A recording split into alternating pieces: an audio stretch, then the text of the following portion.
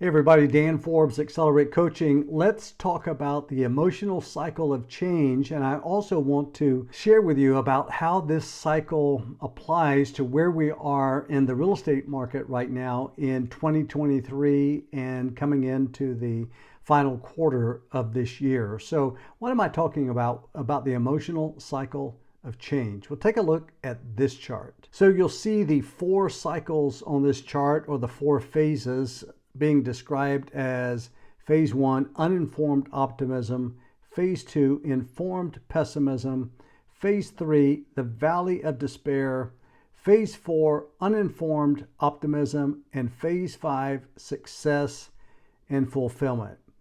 Hey, if you think about when you first got into the real estate business as a new real estate licensee, remember how optimistic you are? I don't know what you were doing before you decided to launch your real estate career, but every new agent goes through a period of time that they are so optimistic about what the future is going to look like when they get into real estate. And then later they find out, well, it wasn't all that they thought it was cracked up to be. But that beginning phase, that honeymoon phase, is exciting.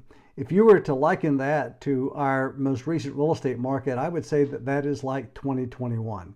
2021 during the pandemic was the year that so many people were buying and selling homes. Sellers were getting 10 to 15 offers on their homes. They were selling for tens and even hundreds of $1,000s above the asking prices.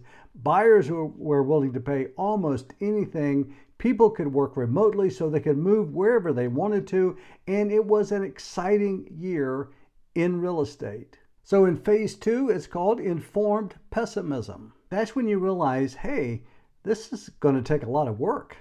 I got my real estate license, or I opened my own brokerage, but this is going to take a lot more work than I thought.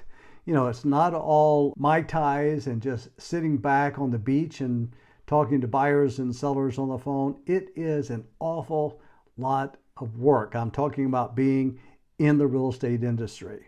And you can liken that to 2022, whenever interest rates started going up. And now all of a sudden, buyers put their foot on the brake and sellers didn't want to sell because of the rising interest rate environment. And, we realized in 2022 that it was going to take an awful lot of work to be successful in the real estate business. Can you relate? Then there's phase three, the valley of despair. So the valley of despair follows informed pessimism. This is where not only did you realize, hey, it's going to be an awful lot of work being a real estate agent, being a realtor, being a broker, but you begin to wonder, am I going to make it? And at this point, you may just be barely surviving. You realize how difficult it is, that transactions aren't coming in like you hoped they were, and you're wondering, are you going to make it? As a matter of fact, about 80% of agents fall out of the business within the first 2 years of being in the industry. So this valley of despair is very real. People get discouraged. They wonder if they can make it. They may not be financially prepared to go through this period of time, and many people drop out of the business. I think that's where we are right now in our real estate cycle of 2023. If you compare, what started in 2021 when everybody was so optimistic, and then last year in 2022, we realized it was going to take an awful lot of work to succeed. And then this year, interest rates are up into the sevens, transactions have just crashed. I'm not talking about prices, but I'm talking about the number of transactions. There are more listings on the market than there are agents in the market. And there's so few buyers and so few sellers that are willing to sell and trade in that 3% mortgage that they have for something in the sevens. And it feels like we're going through the valley of despair. And maybe that's you. Maybe you're discouraged. Maybe you need some help. And this is where I think coaching can probably help the most, when someone is at this particular point of time in their business. They need encouragement. They need someone to walk along beside them, someone to say, hey, you can do this. because it's not going to stay forever this way. The next phase, phase number 4, is informed optimism. And this is where when you realize, hey, yeah, this business does take an awful lot of work, but I can do this. I've learned some things. I know what to do. I know the habits and the methodologies. I know what it takes in order to find a buyer. I know what it takes in order to get a new listing. I know what to do. I'm getting better at the skills and disciplines. And all of a sudden, you begin to have some renewed optimism and hope that not only are you going to survive in this business, but you're going to thrive in this business.